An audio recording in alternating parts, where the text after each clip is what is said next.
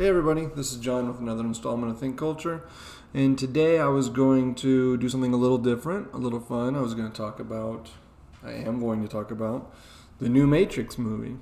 I've been busy with the holidays and stuff. I'm going to get back to this and do my next video on it probably within the next couple days. And then, not have holidays to interrupt and stuff. But I thought it'd be interesting to talk about the Matrix.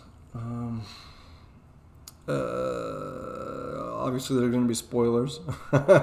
So if you're really worried about spoilers, I would suggest you not watch the video. I'm not that, things will go unspoiled, but certainly things are going to be spoiled. So anyway, I enjoyed it overall. It had some interesting elements, there were some interesting themes, but there were a lot of issues with it as well, as probably all of you expected, as I expected. But yeah, I thought I'd talk about it because, the first Matrix movie is a philosophy classic. You might watch it in an intro to philosophy class. It's an interesting movie. There's, it's sort of philosophically dense in some sense for a movie, or easy to detect certain key themes within philosophy in the movie. Like, you can use it to talk about the brain in the vat thought experiment. You can use it to talk about Descartes' deceiving demon, and how can I doubt myself, can I doubt the world, etc. And then Plato's allegory of the cave, epistemology in general, etc. And the first movie is sort of about these big philosophical questions. It's interesting because at one point in the original movie, his key or something is in a book by Baudrillard, Simulacra and Simulation. And one of the things that I was going to say about this new movie is I think that this movie is that there's a sense in which that's like a Foucauldian movie. Like, there's a simulacrum of reality, right? Although it's the trilogy is more complex. I think that it's possible to interpret based on the original trilogy that there are controls in the real world just like in the Matrix, right?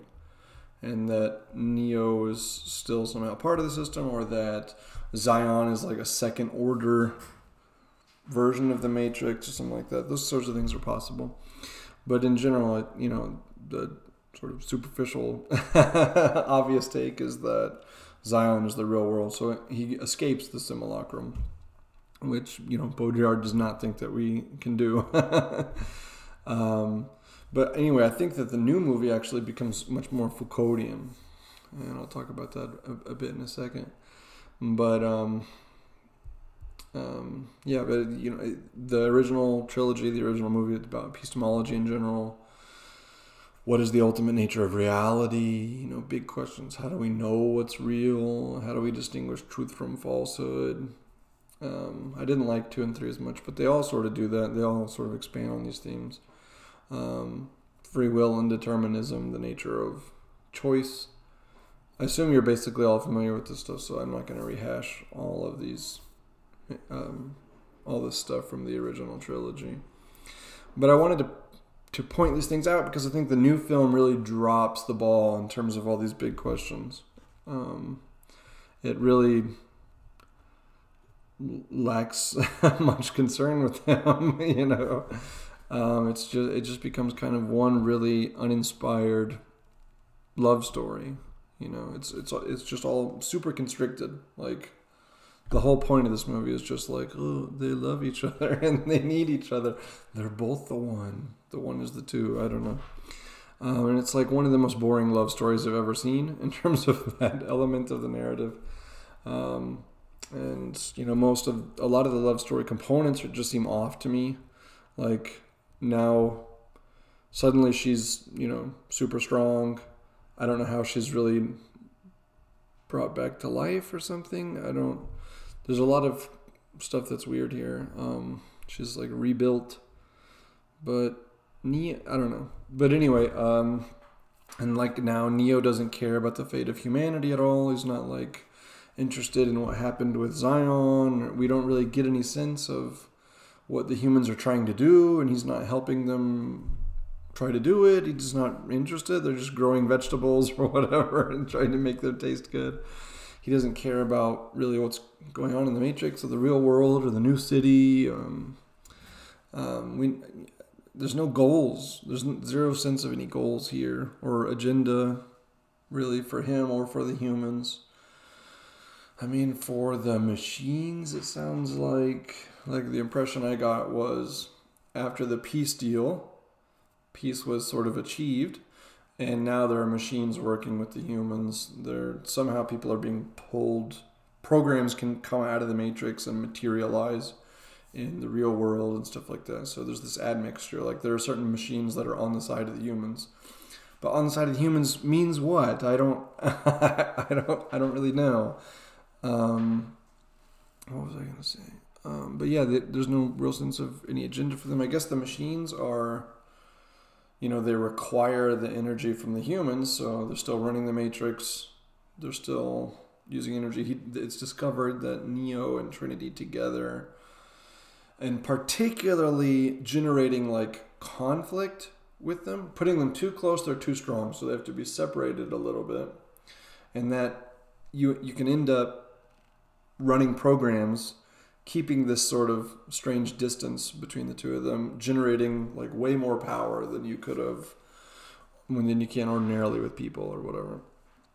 So that gets into kind of the like in the original movie you have, or in the original trilogy, the sort of bad guys, like the architect, basically. He designs the Matrix and reboots it repeatedly. And he's trying to, they say, balance the equation. He wants the Matrix to be like totally self-sufficient and it can just run and there are no anomalies and people aren't, I guess, trying to leave and stuff like that. And then you have the Oracle who's like trying to understand human psychology and stuff. Again, there's questions about the Oracle's relationship with the architect of the Matrix. But setting that aside, in the new movie, the bad guy is like the analyst. He's the analyst now. We go from architect to analyst. We go from builder, mathematical programmer to the analyst who sort of incorporates the Oracle. The Oracle's gone, and he sort of incorporates the knowledge that we would have gotten from the Oracle or something.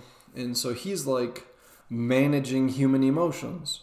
Right? He's putting Neo and Trinity close together to generate, their feelings of love or whatever, but not allow them to combine, and puts them in different situations to try to generate, these kind of strong emotions and stuff like that. So this is kind of where the Foucauldian stuff comes in. Like the bad guy is now not like the deceiver demon or something like that, right? He's like psychologist, social scientist, etc. Right? He's like the professional managerial class or something. In Foucault, like he's one of the, like this guy is he is power knowledge, right? He's knowledge of human behavior, of guiding human conduct to achieve certain results and stuff like that. And he's very good at getting results. That's the idea.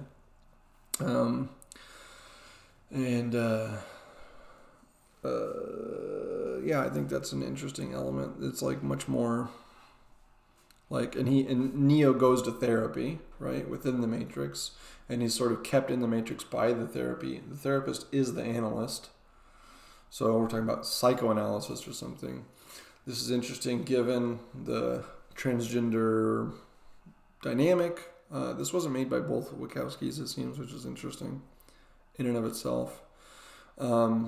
But yeah, historically there have been issues in terms of psychoanalysis or psychiatry or whatever and transgender stuff. The idea that like people, this is one of the complaints that people in the transgender community have, which is like, why should I require your validation, or for a psychologist, like in Britain, like with the National Health Service, something, I think they have to get they have to like have an official diagnosis of gender dysphoria or something like that in order to get some hormone replacement therapy or sexual reassignment surgery or whatever. So yeah, there's that kind of component to it, where it's like the therapist is keeping you locked in the matrix, won't let you be who you really are. This is added to by the fact that Neo apparently looks.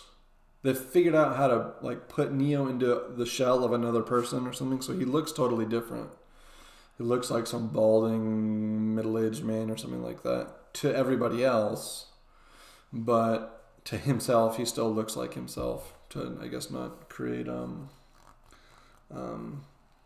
don't know, psychic conflicts or whatever, you know, it's some kind of an identity problem. But yeah, so the true him and the him that society sees within the Matrix are different. The real him is the one that actually looks like Neo, and when he like finally breaks out of like being this game designer guy and trapped there by the therapist and everything, he like then they're able to fix the code and he actually looks like him, I think. So there's like that kind of thing. The transgender stuff is definitely incorporated here to some degree. I think within the first like 20 minutes of the movie, there were 3 speeches that were like, we have to fight against binaries. Binaries are bad. It's not a binary choice. Red pill, blue pill, blah, blah, blah, blah, blah, blah, blah. So this like assault on binaries sort of stuff is definitely in the movie. But on the flip side, there's also, you know, like for me, like the Foucauldian like critique of psychology of people who manufacture knowledge, right? Who manufacture discourse. That those people, like, that's the enemy, you know, and that's the way power functions now. And it's, you know, it's not architectural, it's analysis. It's the analysis of human behavior. It's the normative power of discourses, etc., and so forth. And I think that kind of stuff is sort of interesting. And there are other elements of that which are cool, which are like the amount of energy, right, that they generate from upsetting you is used to power the Matrix. So that kind of brings up questions about like outrage culture and stuff like that. They have swarms now, like the machines will override, I guess, the people's programming in the Matrix, or the people in the Matrix, their consciousness. It'll take over them and like turn them all into like a mob of zombies that comes after you or whatever. And you could think about that in terms of like Twitter mobs or cancel culture or whatever. So there's a bunch of interesting stuff like that, like social phenomena that is being tackled in some way in the movie. But it's all really peripheral to just the general narrative is he's a video game developer, he's schizophrenic or whatever. The therapist keeps him on blue pills every day. He takes a blue pill every day to manage his schizophrenia, which is how he stays in the Matrix. He's a game developer with schizophrenia, and he created the trilogy, which are games within this new Matrix movie. The trilogy were games that he created, and he has trouble distinguishing between fantasy and reality. So there's this like question about like, are these video games, are these memories I had? You know, so we could talk not about the allegory of the cave here maybe, but like anamnesis, like the relationship between reality and memory, like that becomes a question here. And that's sort of interesting. But yeah, he's brought out of the Matrix into the world, into the real world. He's saved, right? Saved. And he like doesn't care at all. he says one thing he says is like, "Oh, I thought I had brokered peace or whatever," and they're like, "You did broker peace." And it's great. Now we're diverse. They didn't say now we're diverse, but they're like, it's great. Look, there are machines on our side now. Machines are working with us. We've got these programs coming. Essentially, we're diverse now. And we're not at war, but, you know, fuck that. We're diverse. And he actually says, and I think this is interesting here, he says, you know, but it seems like nothing has changed. In fact, if anything, it's even worse than it was. And this too is a Foucauldian point, I think, because it's like the programming of the Matrix is being humanized. It's being updated with the Oracle's information. Now it's about human psychology and stuff, and managing emotions and understanding like the way that we interact with each other and all that, and you know, managing those things. It's psychological managerial matrix, and so in some sense it's been humanized, right? It's been subject to the forces of progressives. You know, we have this piece, it's updated, now we know about feelings and stuff, and actually that means that the controls are more draconian. That's the Foucauldian point. If you remember from like Discipline and Punish and stuff like that, when you go from the punishment of the body to the punishment of the soul, that's great. We're not cutting off people's hands for stealing or whatever, but now we're actually intervening in their psychology. We're intervening in the soul. Psyche means soul. And so it's like a transformation of who you are as a person and your desires, and eliciting certain desires and stuff like that from you. Right? So that's, and Foucault's like, so that's more totalitarian. So this progressive humanist transformation of the juridical order actually has this kind of negative ramification. That's why I say this current Matrix movie is sort of more Foucauldian in this sense. Like, we get kind of a humanistic revolution within the way the Matrix is organized with respect to the people outside, etc. And it's worse, right? It's actually worse. It's worse for people. And it's harder to get out. Neo has a lot of trouble getting out because of the drugging, because of the way Trinity is kept a certain distance from him, and he loves her and he wants to be around her, and all, you know, all this kind of stuff. And then I think it's interesting also that if you look outside at Ion, we don't really know what happened to Zion. Nobody cares. That's dropped basically from the movie. We're not interested in the people or what they're doing or what their goals are. You know, they're just growing vegetables and trying to hang out. And I think that's interesting too, because you have this brokerage of peace. Now what's the mission of humanity? The Wachowski, I think Lily, she the one, no, Lana, I think Lana did, whatever. The Wachowski who is directing this movie now, she can't come up with an answer. It seems like. She doesn't give an answer. There's no answer. What are the human beings doing? What's their goal? What's their purpose? Outside of the Matrix, it seems like it used to be a war for liberation or whatever. That war was won in some sense. And now it's just like, we're just hanging out. We don't really have anything to do. It's just kind of whatever, you know. We're just like hanging out and you know. I also think it's interesting that there's it's not really addressed like in the trilogy. I think it was in the first movie.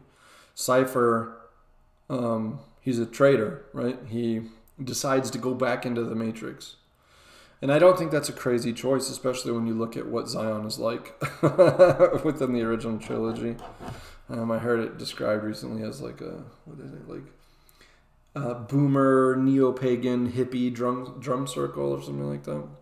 And like, yeah, who would want to live in that world? You know, why would you want to live there and eat slop and I don't know, like just have general misery and be under the thumb of some force that's trying to kill you or whatever, when you could be like dining on steaks and drinking fine wine and you know, and that's the kind of brain in the vat thing. Like, if I have access to these pleasures, if it tastes really good and it feels really good, etc., isn't it real? And if it's not real, isn't it good enough?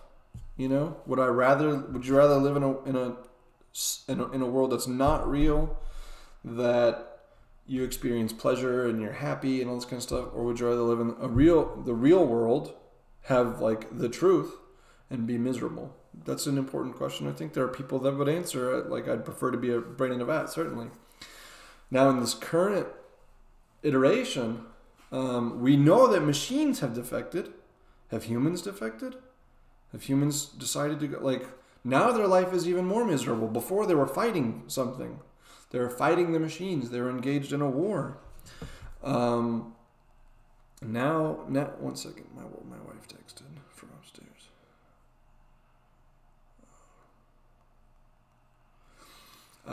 Now they don't have anything going on. Now it's pointless. It's like it's like late stage civilization or whatever. And so you would think there would be humans that would have defected, right? And you would think there'd be humans, like, could you go back into the Matrix but retain your consciousness of what's real and stuff like that? Like none of this sort of thing is brought up or addressed at all. Questions that emerge from the original trilogy aren't resolved. It's all just sort of left hanging there. And you watch the whole movie, and I was like, I get like, it feels like everything's really rushed and like hastily put together, and it's like rambling or whatever, except it seems super rushed, but nothing happens. There's nothing in it. It's just a love story. Like, he gets out of the Matrix, he says, where's Trinity? and then they're like, oh yeah, she's in there too. And then he's like, oh, that's all I care about. All we're gonna do is get her out. And they're like, oh, I don't, this might cause problems for us, blah blah blah. And he's like, I don't care. I'm not even gonna ask what you're up to. I'm not even gonna ask what you're trying to accomplish here. All I want's Trinity. and then the second half of the movie is just trying to rescue Trinity, right? And then like the final fight and stuff like that, and it's all it's interesting because it's like at the beginning all those interpretations are offered, right, by other game designers and stuff like that, and it's like they're all being dismissed, right? But those are all like interesting and deep, like the deep questions of it, etc.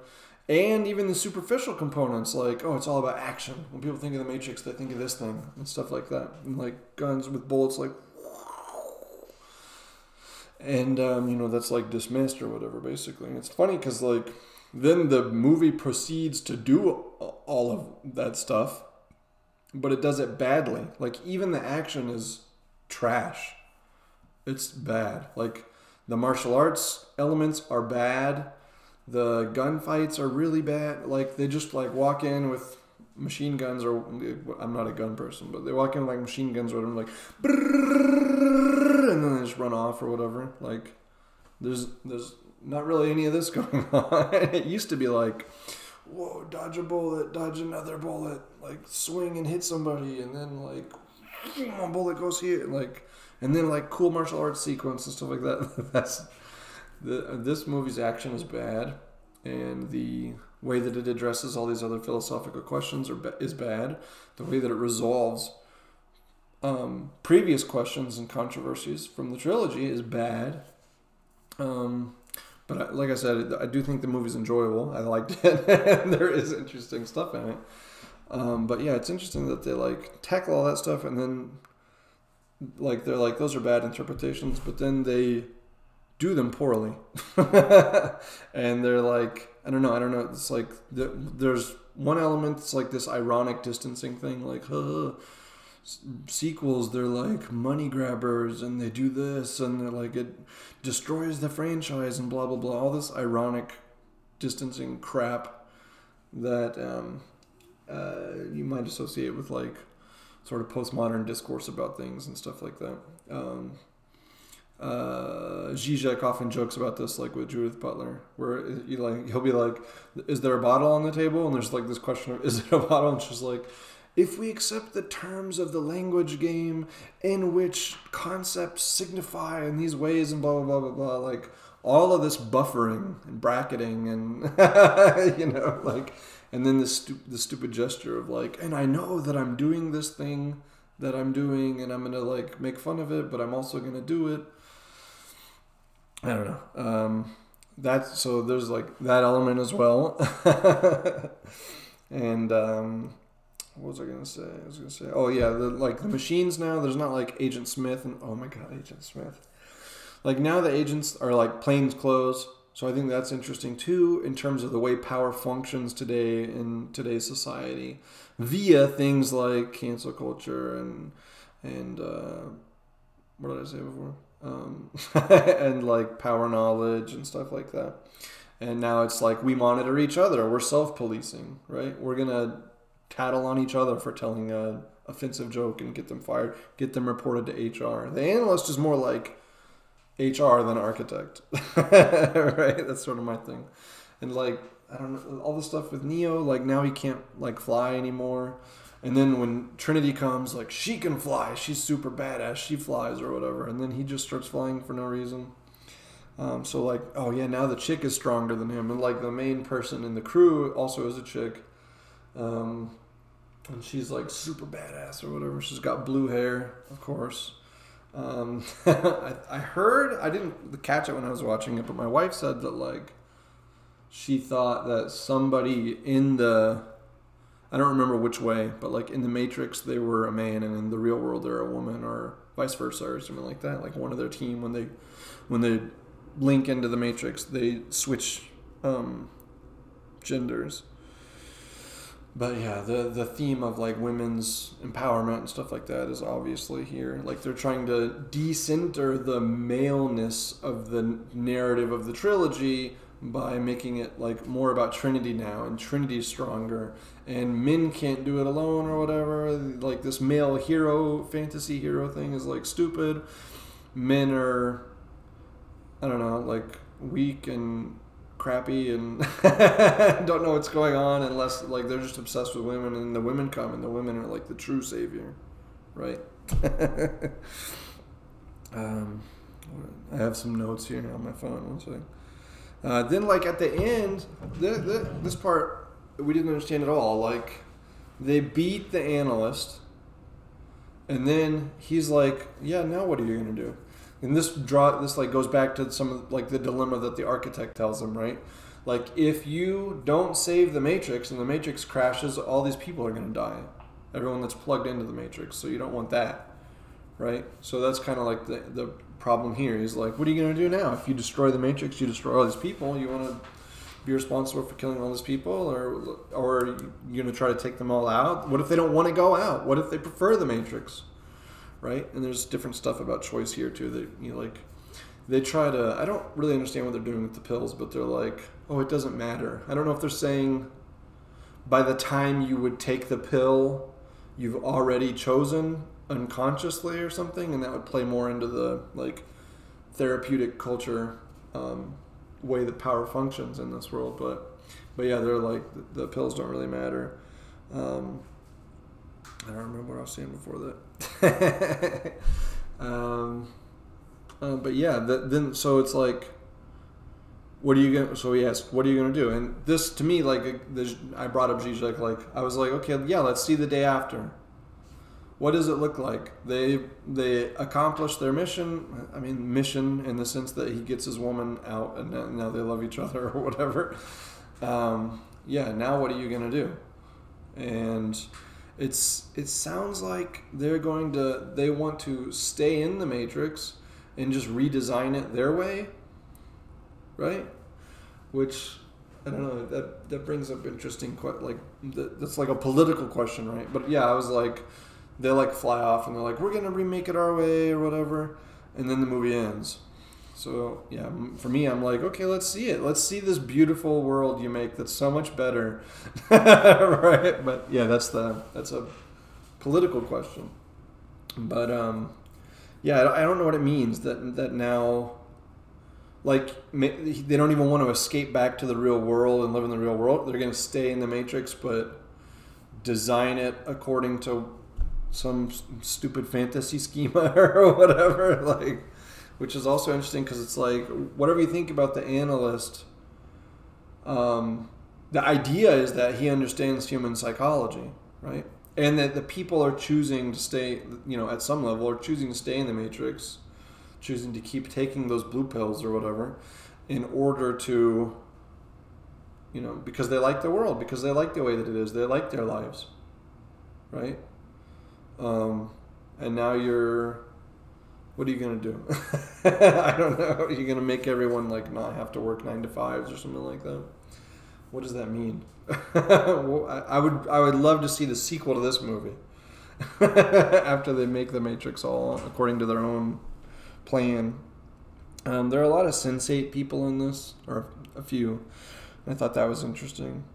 I don't know if you guys watched Sense8, but when I initially watched The Matrix, I loved Matrix 1 when I first saw it, and then I was watching Matrix 2, and like the orgy scene and stuff, it totally turned me off. This watch through, I thought it was cool because I saw Cornel West, and I was like, I joked with my wife, I was like, it looks like Cornel West. And then we look it up, and it is Cornel West, so I thought that was pretty cool.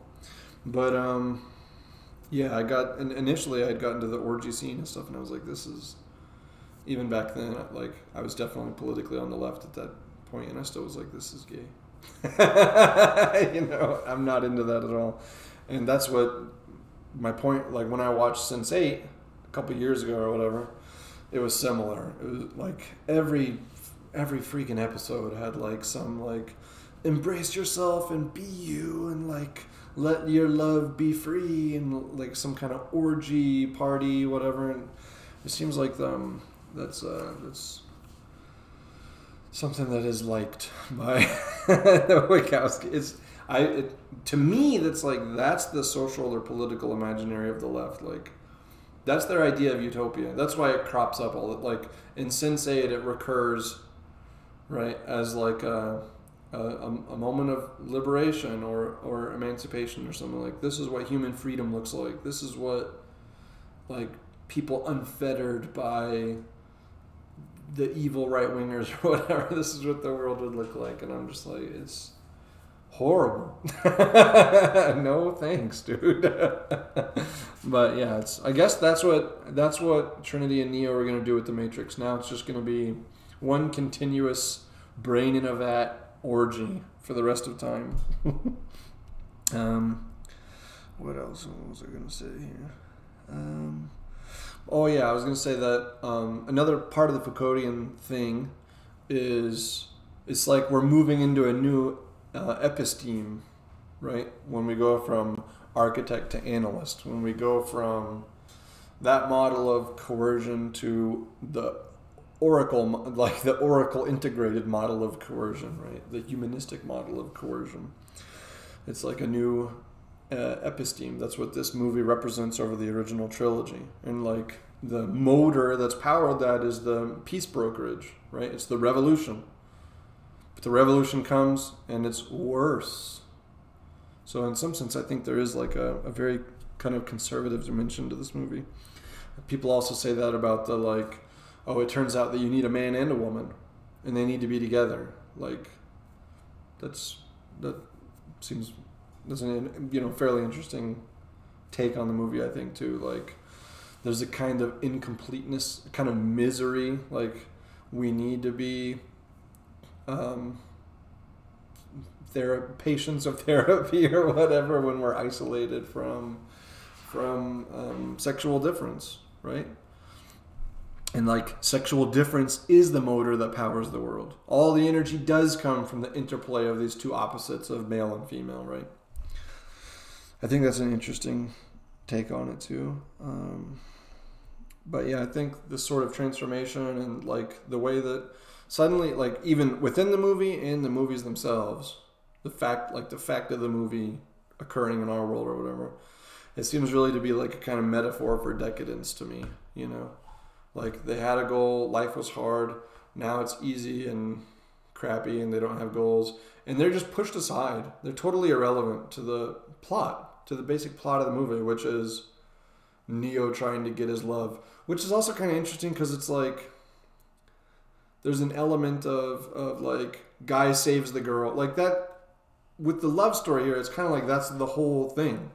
That was an element of the original trilogy, kind of like the love between Neo and then like the fact that when she resurrects him, I don't remember what movie it was, with the kiss and stuff, I guess the first one, then like her love there is what allowed him like to be the one. Like, so there was already that kind of connection, but it's like sort of, I don't know, it's not like center stage, it's not all there is. Whereas now it is all there is. Now it is just like, okay, I'm out of the Matrix, I'm out of the false world. What am I gonna do? All I'm gonna do is get the girl. That's it. And then we're gonna fly off together. Like it's like more of a cliche in that sense.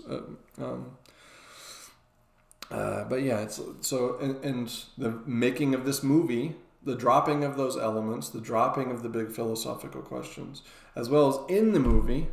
I think the terms here are like exegetic and diegetic, if I remember correctly. But within the movie, you also have the like that with the humans. Like now they don't have a purpose. Now they're diverse. That's cool. They're growing food that tastes a little better or whatever. Who cares? You know, their lives are empty and meaningless or whatever. Which, you know, then yeah, choose the Matrix. The real world sucks. Maybe you could stave off decadence eternally inside of the Matrix. But yeah, the last note I have here is that power is really decentralized. It's diffuse. And that's the way power operates now, right? In our society. In the society of control or whatever. Like, the way power is exercised on me, the way that my behavior is controlled, modified, generated, whatever, is not like, you know, the architect tells me to do this. I have to do this or whatever. Or I'm given this choice. Or like they make a big deal in the movie like, oh, it's not binary. Choices aren't binary. Blah, blah, blah, blah, blah, blah, blah. But I think that is part and parcel of this like society of control. Like now it is like there is no forced choice of this or that. It's the generation of desire, you know, the generation of feeling, the putting like understanding like big data and stuff, like understanding human behavior sufficiently that you know if, you know, they see certain stuff like an algorithm on Facebook or something like this, see certain stuff, you know that their behavior is going to be modified in a certain way or whatever, you know.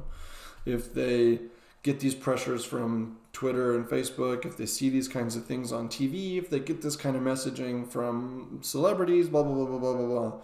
Like all these, if they type into Google certain things and get specific search results, if some of the search results are hidden, whatever, like all of this kind of big data analysis of human behavior at the micro level and the way that we interact with each other, like it's at these micro points, right, that behavior is modified.